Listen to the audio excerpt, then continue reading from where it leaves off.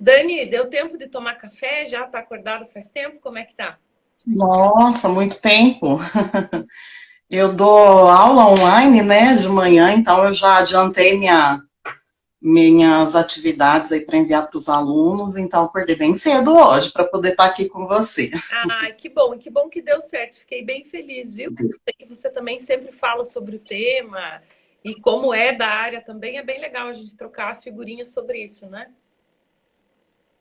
Com certeza, a gente, com a troca, a gente vai crescendo e aprendendo, né, cada vez mais. Dependente da área, né, que a gente atua, essa, essa abertura para ouvir os colegas, para aprender sempre, para estar crescendo, né, é muito importante, né? Eu queria te agradecer, primeiramente, Marcelo, assim, encher essa live aqui de gratidão a você, a Deus e a todos que estiverem nos ouvindo hoje, ou se for ficar gravado, pela oportunidade que a gente vai ter agora de poder estar conversando, batendo um papo um pouquinho sobre educação, num momento tão difícil que a gente vem passando, né?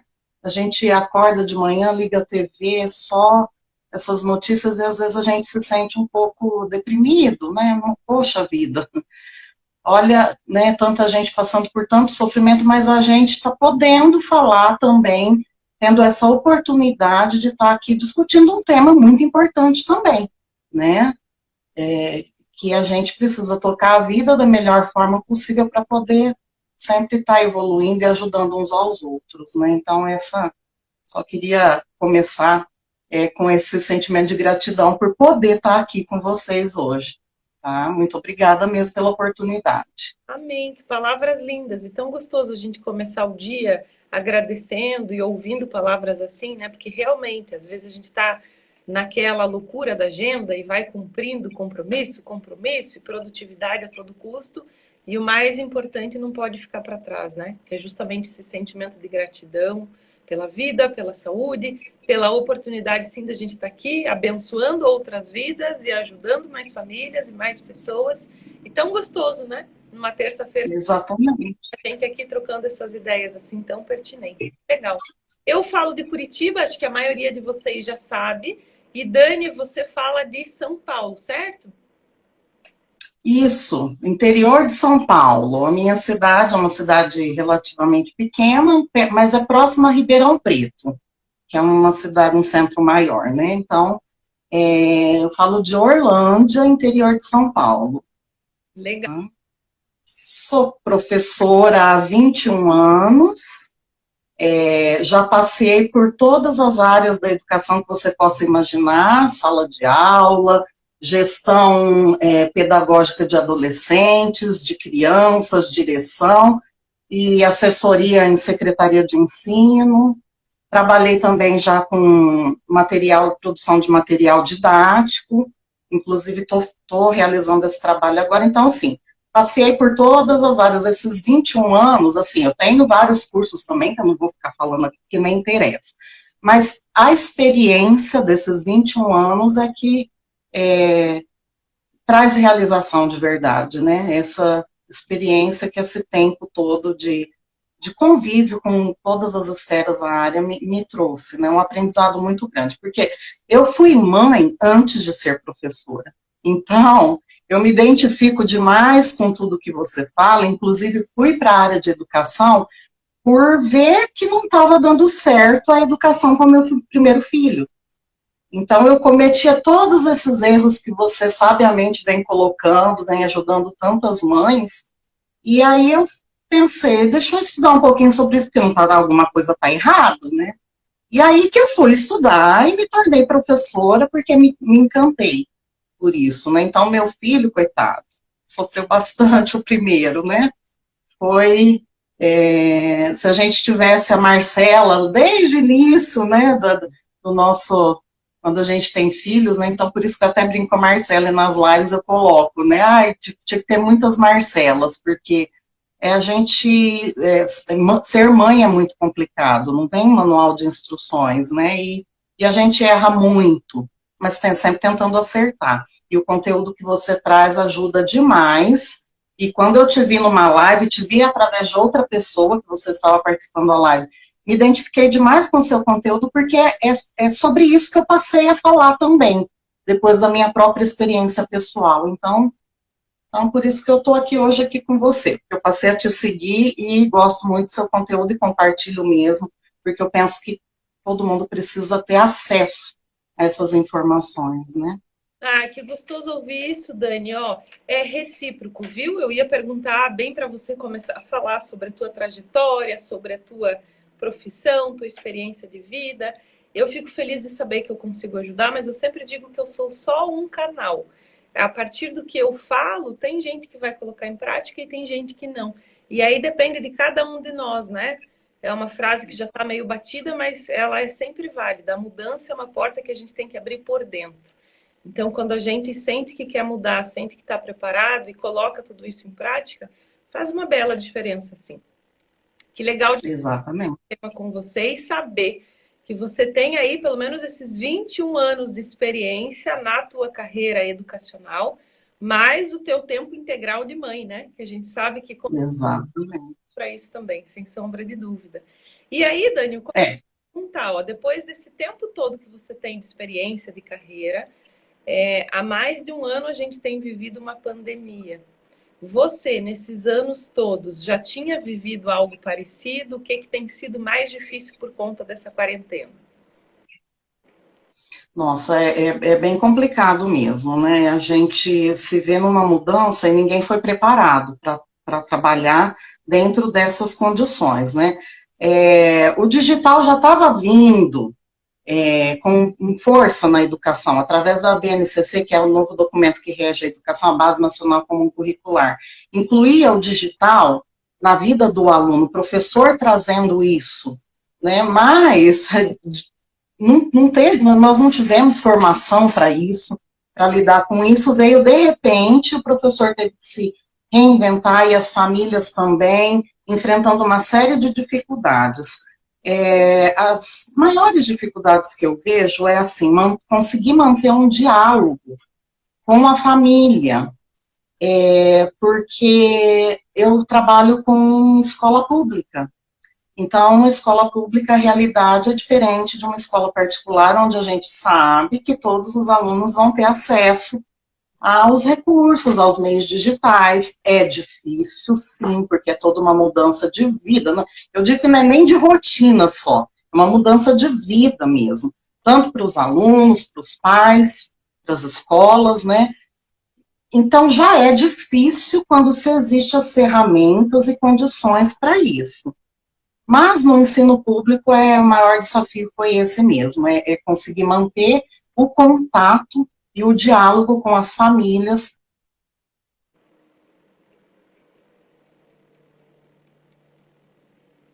A Dani travou um pouquinho para mim. Deixa eu ouvir de vocês se foi só para mim ou se o dela também travou um pouquinho. Vamos ver. A internet aqui na minha cidade não é muito boa. Tem várias operadoras, mas nenhuma funciona direito. É uma deficiência aqui do município mesmo, é complicado. Não se... Então, às vezes, tem... se acontecer, se cair de novo, eu tento novamente, mudo a rede de novo. Desculpa, gente. Imagina. Faz parte do nosso ao vivo, do nosso dia a dia. Isso aí acontece, né? Imprevistos acontecem. Pois é. Prepare e organize o local. E tenha melhor internet. Aqui na minha casa, vira e mexe, cai também. O pessoal que acompanha as lives sabe.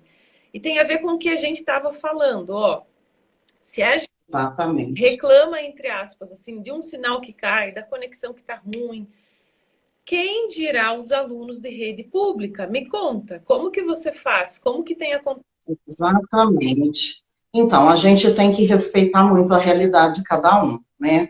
E a escola, o professor precisa de um retorno dos alunos, de atividades, um feedback, precisa estar acompanhando esse processo. E às vezes o professor fica angustiado de não conseguir isso e fica cobrando muito as famílias, né, esse retorno. Mas a gente precisa ter muito cuidado e respeitar o dia a dia, a realidade de cada família. Tem família que tem um celular, não tem um computador em casa, então o acesso vai ser através do celular.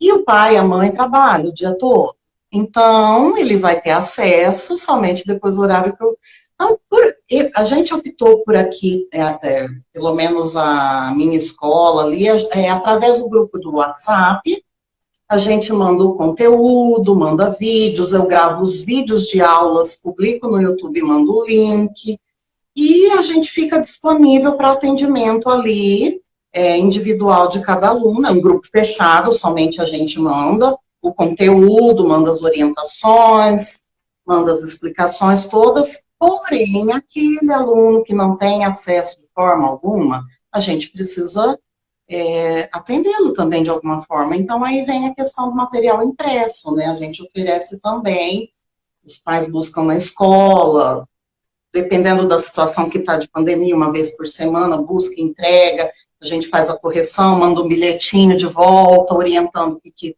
né, precisa ser feito. Então, assim, a gente tem que observar cada um, né? Tem que conhecer a realidade de cada aluno, e para ir fazendo essas adaptações. Tem professor que consegue, dependendo de onde a escola é, de que bairro, tem isso também, ele consegue ter esse acesso online, né, ao vivo, né, com o aluno. Então, aí é questão da gente estudar a realidade de cada sala, de cada aluno. E como eu não tinha esse acesso com todos os alunos, ano passado eu fiz algumas videochamadas pelo WhatsApp mesmo, porque era mais fácil, nem todos tinham computador. Eu fazia videochamadas de até 4, e aí eu fazia atividades. Eu fiz um cronograma, tal dia, tal horário, eu vou chamar tais alunos, de acordo com os horários das mães, das famílias, e aí fazia aquela interação ao vivo de 4 em 4 alunos. Para ter também esse momento ao vivo, de olho no olho ali com o aluno, que é importante também, né? Apesar de estar distante, de gravar os vídeos, eles nos verem, mas a gente vê-los, né? Poder vê-los também é importante. Então, é assim, é adaptar sempre, respeitando o dia a dia e a realidade de cada família. Isso acho que é independente de condição social, eu acho que mesmo quem tem as condições, a rotina da família tem que ser adaptada, né? Então, esse que acho que é o principal fator, né? Até que você fala bastante a questão da organização da rotina. É o principal e o essencial para a gente reduzir conflitos em casa em relação a isso, né? Quer falar alguma coisa, Marcia? Não sei se era isso. Não, Dani, não, tô só concordando aqui. Você tocou nesse assunto da rotina e eu bato bastante justamente por isso. Se já é caótico às vezes imagina sem. Aí realmente vira uma bagunça que você não sabe nem o que fazer, para onde ir. É o que você comentou no começo. É uma mudança não só da rotina, é uma mudança de vida. Ontem até alguma mãe colocou aqui na caixinha de perguntas, não lembro o nome, que essa questão das aulas online tem mexido com a família inteira, e não só com o filho, não só com a criança. E realmente é isso. Não tem como mexer só com a criança, porque a criança não mora sozinha, né? Então, literalmente vai modificar esse contexto todo familiar. Quanto menos a gente conseguir deixar isso caótico, quanto mais organizado for, menos difícil, menos pior. Talvez eu não consiga nem dizer melhor vai ser, porque eu sei que depois de um ano assim, Dani, só de ouvir você falar, você é mãe além de tudo, né? Sobrecarrega um pouco, ou muito, não sobrecarrega, você assim, dando aula e cuidando com a realidade de cada aluno, e tentando fazer o teu melhor para chegar nesse aluno, para sanar as dúvidas, para fazer encontros online, e ainda dar conta da casa e de tudo que você tem para fazer, né? Exatamente. Sobrecarrega as famílias, mas sobrecarregou o professor também. Porque, assim, a gente acaba ficando disponível todos os períodos do dia para as famílias, por conta dessa situação que eu coloquei, né? Então, é muito importante ter um diálogo muito claro com os pais, explicar mesmo, ser sincero, falar da dificuldade do professor, e o pai também ter essa abertura de entender que está difícil para ele, mas para o professor também. Então, estabelecer essa parceria é muito importante. Vai ajudar todas as dificuldades que os pais tiverem em relação à parte pedagógica. Se ele tiver essa abertura com o professor, essa proximidade, o professor vai ajudar muito. né? Mas o pai precisa buscar também, o professor não vai adivinhar se aquele pai está com uma dificuldade. Eu falo sempre, sempre coloco no grupo dos meus alunos, me perguntem, está com dificuldade, quer uma ajuda, quer uma orientação, me perguntem, porque senão eu não vou saber, não vou conseguir ajudar, né? Então, esse diálogo é muito importante. A questão da rotina é assim, a gente não pode exigir um horário. O aluno vai na escola, por exemplo, no período da manhã, mas eu não posso exigir que ele vá fazer a atividade dele de manhã por conta dessas questões da rotina da família. Então, combinar um horário, né? O professor, o pai vai mandar à noite. Aquele horário o professor não vai estar disponível, ele vai estar disponível de manhã. Mas eu vou compreender isso, né? Esse tempo que o professor precisa para responder e sempre ter um feedback dos dois lados. É muito importante o aluno ver que o professor está vendo o que ele está fazendo. Não adianta o aluno mandar, o pai, a família mandar uma atividade, e ir mandando e mandando, e o professor não falar nada, né? É importante esse feedback. O aluno vai perceber que ele está longe, mas o professor está ali para ele, né? E o pai também dá esse feedback. Professor, eu não estou conseguindo isso, eu preciso daquilo, como que a gente faz, né? E mudança de rotina é sofrido. Mudança de hábito, aliás, é sofrido. A rotina, uma nova rotina, precisa ter mudança de hábito. Quando a gente quer mudar um hábito, não é fácil. Por exemplo, um fumante que quer parar de fumar, é uma mudança de hábito. Então, é uma comparação meio radical aqui, mas é isso. O primeiro dia vai ser sofrido, o segundo também, o terceiro, tá difícil demais, vou desistir, né? Se a gente fizer isso, põe tudo a perder, e todo aquele esforço inicial foi por água abaixo. Assim é também no dia a dia em casa aí com essas questões, né? É difícil um dia, é difícil dois, mas vai, o terceiro persiste no cumprimento daquilo. A gente não pode ficar abrindo exceções. Se acontece alguma coisa, imprevistos acontecem, é importante a gente conversar e reorganizar essa rotina de forma consciente. Foi uma exceção, né? Porque se a gente fica saindo fora, perde, bagunça tudo aquilo ali que a gente pensou na organização familiar ali, né? Então, isso é muito importante também. Show! Bom, Léo falou aqui, ó, Dani, super querida e competente. Concordo, viu, Léo? Concordo. Tá dividindo aí bastante aprendizado com a gente. Leca Mussi comentou, eu tenho duas, fico super sobrecarregada, tenho que dar atenção para as duas. É bem isso que a Dani está colocando para nós, né? Que legal se a gente como mãe, a gente como pai, conseguir entender que se já está difícil para nós, para os professores que ainda são mães e pais, mais ainda. E da gente mudar a nossa visão de não só criticar e pedir melhoria, e tá difícil, isso e aquilo, mas justamente fazer essa parceria, contar com o professor. Até porque, ó, a Karen coloca aqui, o professor, antes de ser professor, também é ser humano, né? Sem sombra de dúvida. Também tem a vida pessoal, também tem a família, tem os afazeres em casa, tem filhos muitas vezes. E aí eu acho que falta, talvez, para alguns pais e mães, esse olhar mais humano mesmo, de mais solidariedade, né? Para a gente entender que não é culpa do professor. O professor está fazendo o possível e o impossível. E tem se superado muito desde o ano passado, né?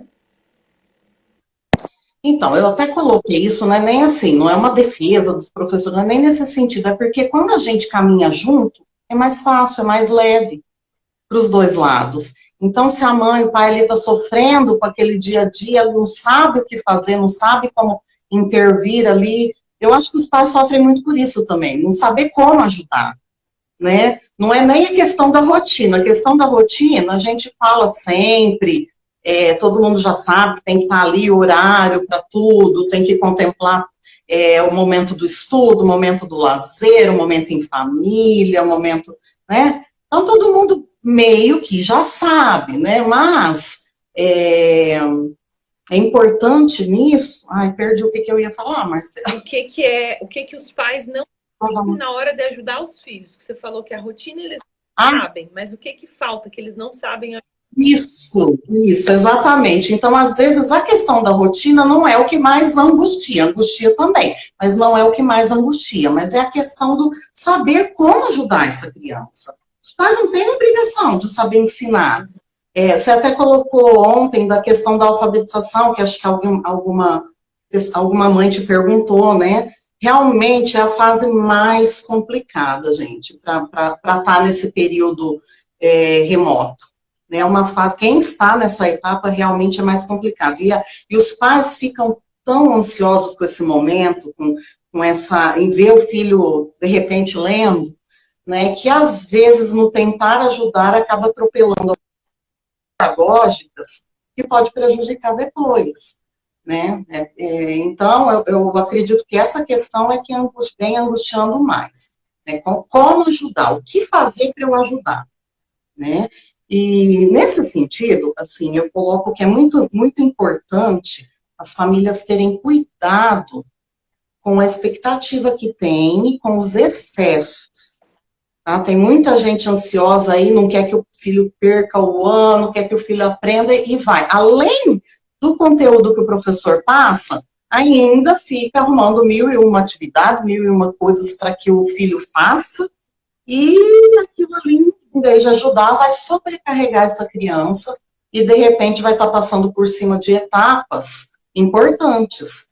Né? Então, a gente precisa respeitar o tempo da criança, o tempo de aprendizagem dela. Então, por isso também que é muito importante esse diálogo com o professor. Posso entrar um pouquinho na parte da alfabetização? Ou você queria perguntar primeiro, colocar alguma coisa? Não, pode falar, Dani, com certeza. Esse é um dos temas que a gente precisa trabalhar bem aqui na live hoje, porque eu sei que a dúvida daquela mãe é a dúvida de muitas, né? Pode falar, tranquilo. Então, porque assim, no roteiro inicial que eu tinha colocado, na nossa primeira conversa, eu tinha colocado outras questões aqui. Né? Mas eu estou sentindo que é importante falar disso, né? De explicar para os pais, principalmente aqueles que têm crianças, não só de primeiro e segundo ano, início de alfabetização, mas até o quinto ano, que ainda estão finalizando esse processo, como que a criança aprende? Para entender melhor e não querer sobrecarregar, não querer criar expectativa grande demais e acabar atrapalhando o processo. Né? Então, no processo de alfabetização, a criança precisa muito do oral. Ela passa por várias etapas.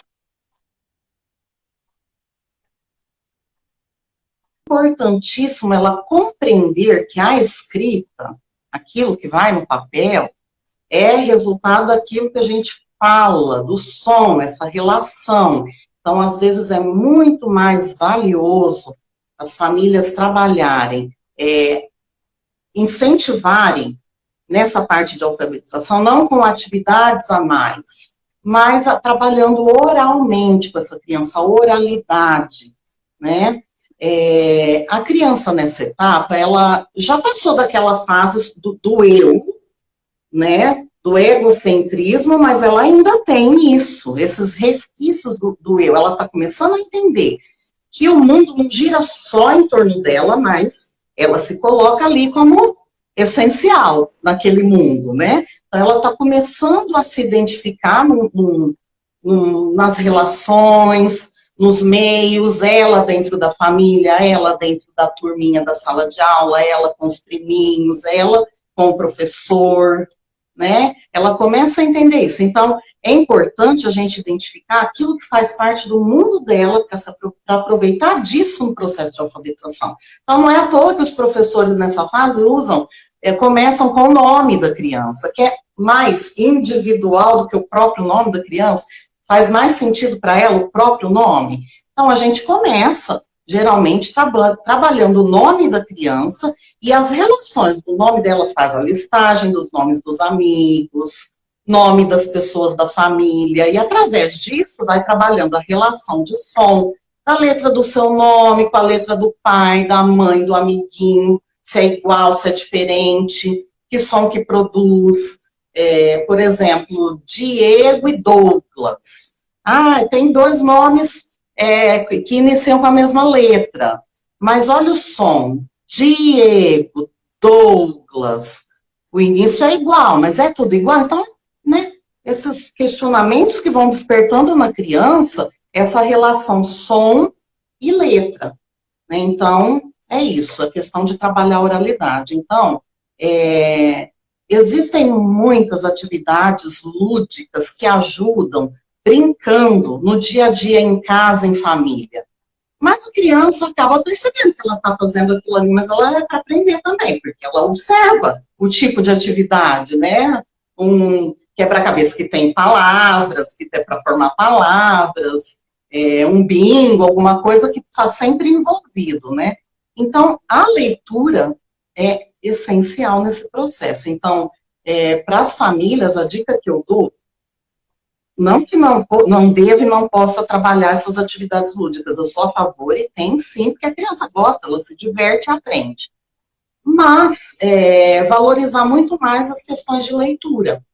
A leitura da família para com a criança, leitura com a criança junto, e a leitura da própria criança, mas ele não sabe ler, ainda não conhece as letras, não tem problema. Aí ela vai ler imagens, ela vai fingir que leu, né? A gente estimular ela a se expressar oralmente através disso, né?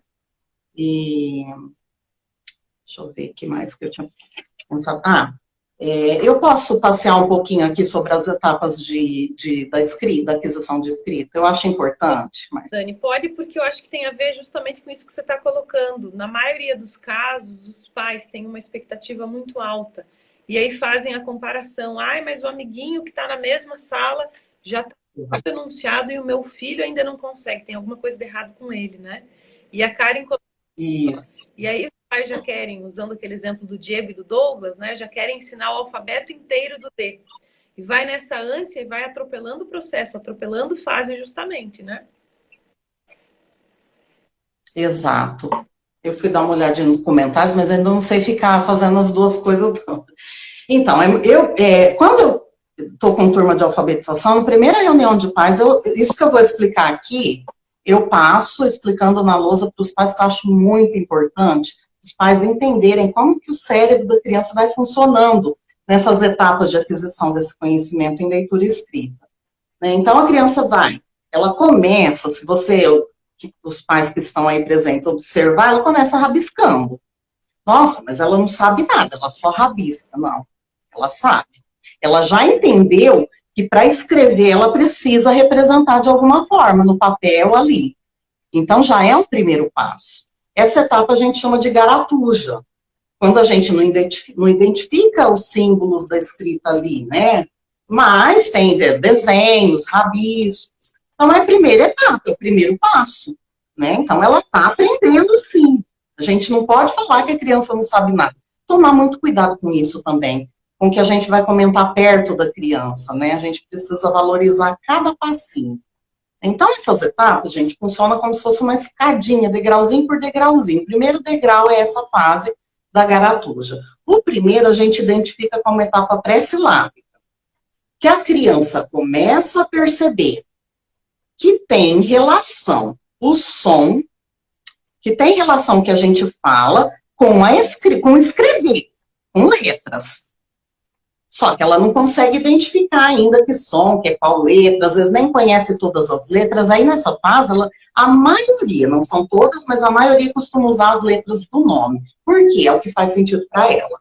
Então ela escreve lá, por exemplo, vai escrever. Olha que interessante, acontece muito isso. Às vezes a professora pede para elefante.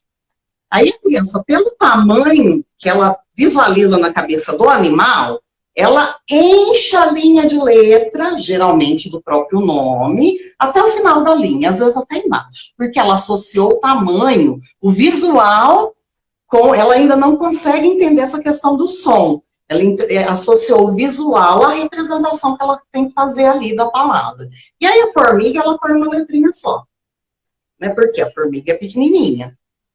Tá errado? Não que esteja errado, faz parte, ela deu mais um passinho nesse processo. Ela já entendeu que precisa representar e é através de letras. Não sabe quais, mas ela já entendeu essa parte. Depois ela vem para a etapa silábico sem valor sonoro, que é quando ela começa a entender que para cada parte que a gente fala, que é a questão das sílabas, a gente não usa a palavra sílabas com eles, mas cada parte que a gente fala precisa de uma representação. Então, macaco Aí ela põe, vamos supor que o nome é Diego, ela põe D, I e O. Ela representou macaco, 3 partes.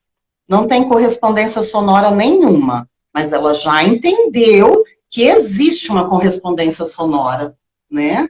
Então, se a sua criança está lá e for escrever uma palavrinha, e a palavra tem 3 sílabas, ela colocou 3 letras aleatórias, ela sabe já. Ela não quer dizer que ela não saiba nada, ela já deu mais um passinho. Tá?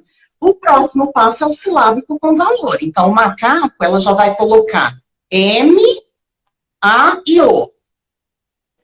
Tá certa a palavra? Tá completa? Não tá, mas ela já começou a representar, né? Ela já identificou. Mesmo que ela não tenha a consciência fonética ainda completa, mas ela já conhecendo o som de algumas letras, ela começa já a identificar e colocar, e representar uma letrinha para cada som que ela entende, né? Então, o M do ma, e a próxima etapa é ela compreender que o M sozinho, ele faz um som incompleto para fazer o ma, né? O M sozinho, ele faz um né? Então, com A faz o ma, com E faz o me.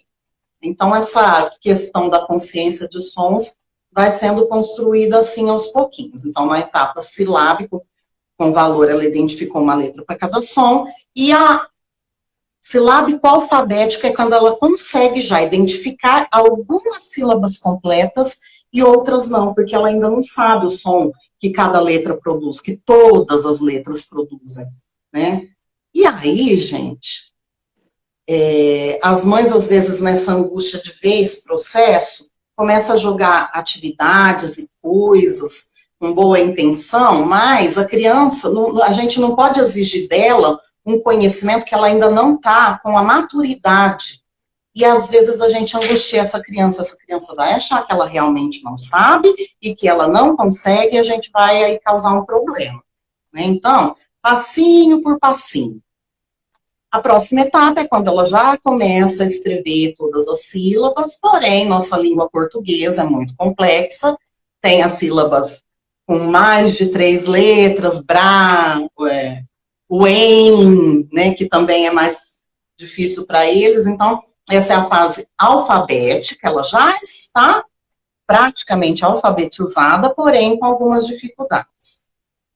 Evoluindo um pouquinho, tem a fase ortográfica, quando ela consegue começar a superar essas dificuldades, trocas de letras, sons muito parecidos, P e B, F e V, que eles costumam trocar muito nessa etapa, então a gente tem que enfatizar, comparar palavras.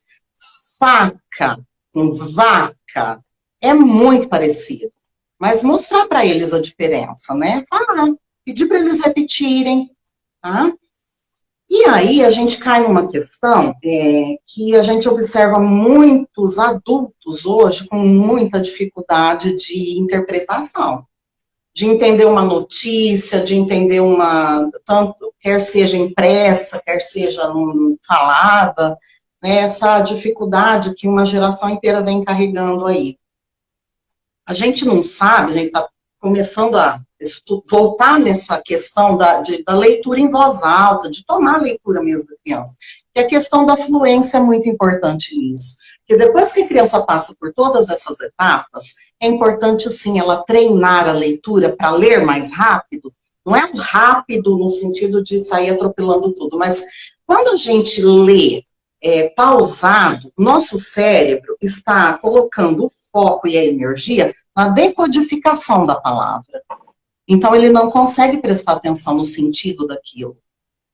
Então, por isso que é importante trabalhar a fluência.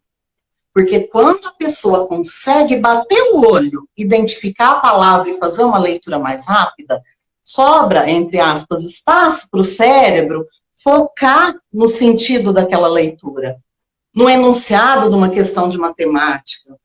Hoje eles perguntam assim, tia, eles leem, tia, o que é para fazer mesmo? O professor não pode falar, a mãe não pode falar. A mãe tem que fazer a criança voltar, ler de novo, tentar entender aquilo ali sozinho. Depois explicar, claro. né? Mas sempre fazer esse retorno, porque senão ela vai se habituar a sempre ter a resposta, não vai treinar essa fluência, né? E vai ter um prejuízo maior lá na frente que a gente observa, né? Tantas pessoas, adolescentes aí que a gente vê que escrevem mal, não tem muita dificuldade na compreensão dos textos, não só coisas de escola, né? Mas no dia a dia mesmo, né?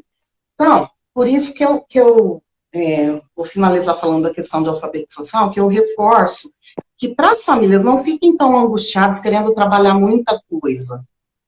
A Marcela colocou umas dicas muito boas ali para vocês. E se vocês, eu não vou ficar dando exemplo, porque se vocês digitarem na internet, vocês vão achar também uma infinidade de atividades lúdicas que vocês podem trabalhar, mas tenham cuidado de dosar. Mas peguem firme em leitura. E se a gente não começar também a mudar esse hábito nosso, a gente não vai conseguir trabalhar isso com as crianças também em casa, né? Então, eu vou ler livro todo dia, não precisa ser livro só, né? Pode ser uma música que a gente canta, que eles gostam. Vamos escrever? Aí ele não sabe escrever, você escreve. Aí você vai cantando junto com eles, mostrando aonde vocês estão cantando. Eles vai visualizando. Aí a gente pode trabalhar a rima das músicas, eles vão percebendo o som final de cada palavrinha, observando. Vai fazer uma receita na cozinha, pede para o filho ler para você a receita, está treinando a leitura e a fluência, uma etapa acima da alfabetização, né? Já na questão da fluência, né?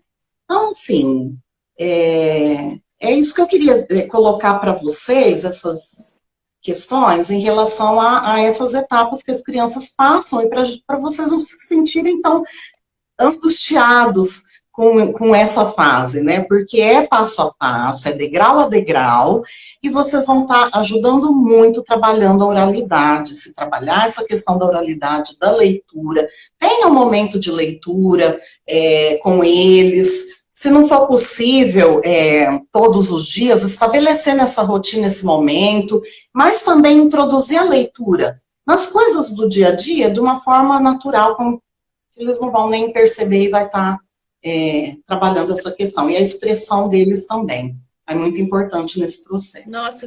Então, acho que é isso. Deu para entender? Falei muito. Não. Vamos até ver se o pessoal tem dúvida sobre isso, mas eu acho que você explicou super bem e é muito necessário a gente ouvir tudo isso, bem porque normalmente mãe e pai não têm essa consciência, né, das fases todas da alfabetização. E daí, para a gente concluir esse assunto, só fala aí para os pais e mães acalmarem os corações, para não sentir tanto essa angústia. Existe uma idade, ai meu Deus, meu filho já está com tantos anos e agora ele ainda não sabe ler, já está no 2º ano e ainda está com dificuldade. Mas eu acho que a gente precisa flexibilizar e entender que o momento que a gente vive é completamente atípico. Eu mesma atendo presencialmente, individualmente na casa de cada um, alguns alunos de alfabetização. E eu estou sempre de máscara. Então, até nisso a gente já tem uma limitação, né? Na hora de fazer o som do V, do F, a criança não está vendo a boca. Não está conseguindo associar, não está conseguindo perceber. Então, são várias limitações que a gente tem e que precisa entender por conta do momento que a gente vive. Então, acredito eu que sim, talvez algumas crianças, por conta desse momento que a gente vive, vão acabar se alfabetizando um pouquinho mais tarde do que fariam se a gente não tivesse no meio dessa pandemia, e tá tudo bem. O que você tem para falar para nós sobre isso, Dani? Não, exatamente, é isso mesmo. Mesmo quando voltar ao presencial, vão ter essas questões mesmo que você está colocando, né? As barreiras aí porque, como eu te disse, o oral é muito importante. A questão do som da criança perceber é o primeiro passo. Se ela não entender que a escrita depende do som que está sendo produzido, fazer essa relação, fica complicado. E a questão da máscara dificulta mesmo, é uma barreira realmente que dificulta, né? A gente tem que pensar outras formas, aquela máscara transparente, tem que começar a tentar ver formas de superar isso, né? A idade, assim, normalmente, em uma situação normal, depende muito também de cada criança, de cada realidade, depende de vários fatores, mas até a finalização do 3º ano, todas as crianças teriam que estar alfabetizadas. Agora, tá vindo novas diretrizes aí do MEC, né, para que esse processo seja antecipado um pouquinho. Então, primeiro ano, mais tardar segundo ano, né, que seria 7 anos, 8. Mas eu tenho um pouco de medo de fechar isso, Marcelo, porque a gente que está lá lidando com o dia a dia das crianças, cada criança é uma criança e cada uma tem um tempo mesmo. E às vezes aquela criança que se alfabetizou lá no final do terceiro ano só, ela dá um clique assim nela, ela deslancha e ela vai tão bem em todos os conteúdos escolares que a gente apresenta para ela. Então, aquela criança, ela simplesmente estava no tempo dela, ela não tinha uma dificuldade. Existe uma angústia até de professores também, de no início, primeiro ano, não desenvolveu tanto, no segundo, já fica, o que eu não consegui fazer por essa criança? E os pais também junto, né, essa angústia, mas, e acaba que encaminha para uma avaliação aqui, outra ali, não que isso não seja importantíssimo, é sim, para tirar todas as nossas dúvidas e mostrar um direcionamento, mas às vezes não é necessário nada disso, porque é só o tempo de maturação, de maturidade daquela criança em relação a isso. Então, por isso que a gente tem que ter muito respeito com isso, e eu fico um pouco receosa em fechar idades, né, por conta disso. Eu já tive um aluno que no quinto ano ele não estava alfabetizado, e aí ele pulou etapas, como eu disse, a importância da gente não pular etapas. Ele foi pulando etapas, porque ele foi, né, e o quinto ano, o professor já não tem tanto tempo de resgatar questões de início de alfabetização, né? Mas aí esse aluno foi frequentando aulas de reforço, foi indo, hoje é um excelente aluno, né? Ele já está em outra etapa de ensino, mas é um excelente aluno. Então, ele teve alguma coisa ali no processo dele, que pode ser nem questão neurológica, pode ser uma questão emocional, alguma coisa que ele vivenciou, que ele teve uma dificuldade numa certa etapa, aquilo barrou em algum momento e ele foi pulando, foi passando, foi pulando etapas, o que dificultou depois, né? Então, nunca é tarde para a gente resgatar esse momento da alfabetização. Isso nunca é tarde. A gente precisa identificar e ter essa consciência e pensar como fazer para atender aquele aluno individualmente, né? Olha como é bom, Dani, tem muita mãe, muito pai que tem essa angústia bem porque acha, perdi, agora ele não vai mais conseguir. Nunca é tarde, ó. É justamente essa Não. que colocou, né? E agora, nesse período, todos vão perder, né, Marcia? Todos estão pulando uma etapa, entre aspas, dizendo assim, né? Então, tem que ter um projeto pedagógico muito bem pensado nas escolas, né? Para fazer avaliações diagnósticas constantes com aqueles alunos, para identificar o ponto que ele precisa pegar para continuar e não pular essas etapas, não importa, são 2 anos. O ano que vem, o aluno estava no início da pandemia, estava no terceiro ano, agora ele vai para o quinto, não importa, vamos resgatar o conteúdo do terceiro. Então, as redes de ensino têm que ter esse cuidado, não cobrar o conteúdo que está lá na grade, tem que ter um trabalho diferenciado, um outro olhar, né? Então, é uma discussão ainda aí na área da educação, mas que é importante os pais estarem atentos e saberem também, para acompanhar tudo isso, ver como que a escola vai fazer, como que o professor vai fazer, né? Cobrar, mas também se colocar para ajudar nesse processo, né? Sem dúvida, Dani, que legal, né? Que você pensa assim. Acredito que muitos professores, como você, estão empenhados nisso tudo, né? Justamente nessa parceria, de acolher a criança nesse momento, de abraçar a família como um todo também, para realmente conseguir ajudar. Nosso bate-papo está tão bom aqui, ó, agora que eu olhei para o relógio. Falta 10 minutinhos para a nossa live acabar. 1 hora o Instagram derruba, né? Vamos ver se alguém tem alguma dúvida específica e quiser colocar para a Dani comentar sobre. Se não, Dani, eu queria que você falasse um pouquinho, e se você tiver alguma coisa aí na tua pauta também, sobre a questão de alunos indisciplinados, filhos rebeldes, o que fazer para ajudar nesse sentido? Isso é bem complicado, né? Eu fui aprendendo também com a prática, porque a gente não encontra muito, não encontrava quando eu iniciei muita coisa assim de já estudar em relação a isso. Mas eu fui descobrindo, sim, agora a gente já tem muitas discussões sobre consciência. Ai, me sumiu o termo, não é alfabetização emocional. Inteligência emocional, sobre a gente desenvolver essa parte também na escola, nas famílias. Mas o que eu aprendi na prática é que a gente precisa conquistar a confiança, quer seja do aluno, quer seja do filho. E a gente conquista essa confiança de duas formas, no meu entendimento. Através da autoridade, uma construção de autoridade ao longo do tempo, que não é a mesma coisa que autoritarismo, né?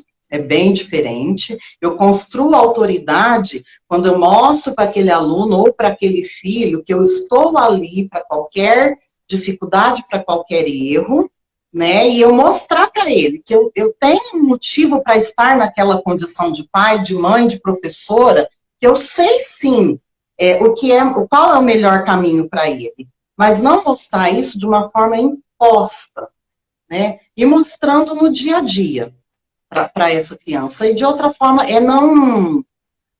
não caindo em contradição, né?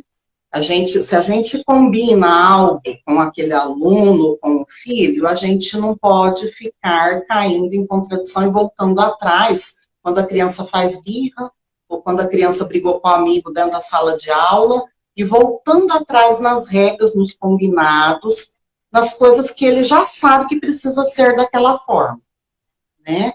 Então, com isso, no início, a criança vai ter aquela atitude de até ser agressivo, de não aceitar, mas com o tempo ela vai ver que você está ali para tudo que ela precisar, porque você vai estar ajudando, orientando, você não vai estar apontando o dedo, criticando, gritando com ele, né? Então, ele vai entender essa relação de confiança e isso vai melhorando muito as questões de indisciplina, tanto em sala de aula como no dia a dia em casa. Então, é isso que eu identifico. E aí, cada um dentro da sua realidade, dentro das questões que causam indisciplina, identificar também. Isso é importante também. Observar e tentar identificar o que causa aquela revolta. Observar os momentos em que a criança ou o aluno se revolta. Qual que é o motivo? E trabalhar esse motivo, né, com a criança. E eu entendo que esse é o maior segredo. Não é ficar impondo limites ou criando regras de um lado só, né? Regras a gente precisa ter e a criança precisa aprender que ela precisa seguir regras de convivência nos variados ambientes que ela está, mas essa regra ela pode participar da construção dessas regras, no cumprimento delas, a avaliação se está sendo cumprido ou não, em conjunto com quem estipulou as regras, isso serve para a sala de aula, serve para a casa da gente. É isso, não ficar voltando atrás, não cair em contradição e criar essa relação de confiança. Perfeito, Dani. Nossa, ajuda muito, assim, né? A gente ouvir e colocar isso em prática depois. Você quer trazer mais algum ponto? Eu sei que a gente combinou de falar sobre vários temas, mas hoje eu acho que foi bem necessário justamente a gente investir um pouquinho mais de tempo na questão da alfabetização. Mas se você quiser trazer mais alguma coisa antes da gente finalizar. Não, eu acho que a gente aproveitou até melhor falando disso do que os outros assuntos ali que a gente tinha pensado em colocar mais, né? Porque é importante para os pais conhecerem como a aprendizagem acontece na cabecinha da criança, para não sofrer e também não fazer essa criança sofrer querendo demais dela, né? Então, acho que isso foi muito importante. Acho que era isso mesmo. Ah, que bom, Daniel. E eu quis trazer justamente isso porque a gente sente essa angústia, né? Se a mãe, o pai escreve para nós, a gente está aqui para ajudar. Então, por isso que a gente... Exatamente. Mas foi muito, muito essencial, não tenho dúvida nenhuma. Dani, só agradecer você, viu, por todas as contribuições, por todo o aprendizado. Foi um bate-papo muito gostoso, que eu não vi o tempo passar. Muito rico, cheio de coisas, cheio de dicas. Eu vou deixar essa live gravada, sempre tenho conseguido manter aqui no IGTV. Então, para quem quiser ver, rever, depois, Quero dar uma dica. isso é bem legal, né? Eu esqueci de falar, de dar uma dica. Para essa questão da leitura em casa, existe um curso gratuito de literacia familiar disponível no site do MEC, Alfabetização. Gente, eu já dei uma olhada nesse curso, é para as famílias mesmo. Ele explica muito disso que eu expliquei, mas vai além, mas explica essa questão da importância da oralidade, dá muitas dicas e tem muito material de leitura disponível. Livros lidos pelo Toquinho, fábulas, contos, tem músicas com letras de músicas, então é um material riquíssimo para as famílias. E lá ensina como as famílias podem fazer no dia a dia, nessa questão da leitura, sem fazer a criança sofrer e sem exigir demais. Tudo isso que eu falei aqui, mas lá é um material muito rico, é um curso até bem extenso, mas eu acredito que se vocês, pais, mães que tiverem aí interesse, dá uma olhadinha, não custa, no site digita aí no Google, MEC Alfabetização, Tempo de Aprender é o programa, e vai estar lá, Literacia Familiar. É um curso específico para as famílias. Dani, que bom que deu essa dica, ó. Essa eu não conhecia também, anotei aqui. Vou colocar depois nos meus stories, se o pessoal tiver dúvida, não conseguiu anotar, vou deixar o nome certinho ali. E super obrigada, viu? Deu tempo, uma dica boa ainda no final.